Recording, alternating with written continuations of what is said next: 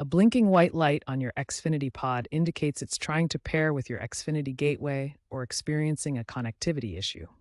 As of late 2025, this remains a common problem, affecting roughly 20% of Xfinity Pod users. The first steps to take involve resetting the pod.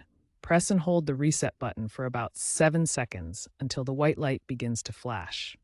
Next, ensure the pod is within a reasonable range, ideally 30 to 50 feet, of your Xfinity gateway, with minimal obstructions like walls or large appliances. Interference from other devices operating on the 6 GHz band can also cause problems. The most recent Xfinity app updates, version 3.5.1 and later, include diagnostic tools to help pinpoint these issues.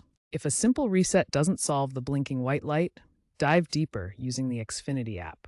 Utilize the app's heat map tool to optimize pod placement, identifying areas of weak signal strength. Critically, check the backhaul connection, the link between the pod and the gateway.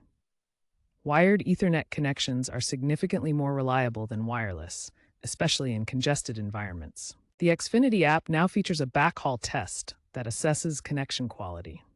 If the test indicates a poor wireless backhaul, below 80%, consider switching to an Ethernet connection. If problems persist after these steps, contact Xfinity support. They can remotely push firmware updates or diagnose more complex issues. In some cases, interference or outdated gateway hardware might require professional assistance.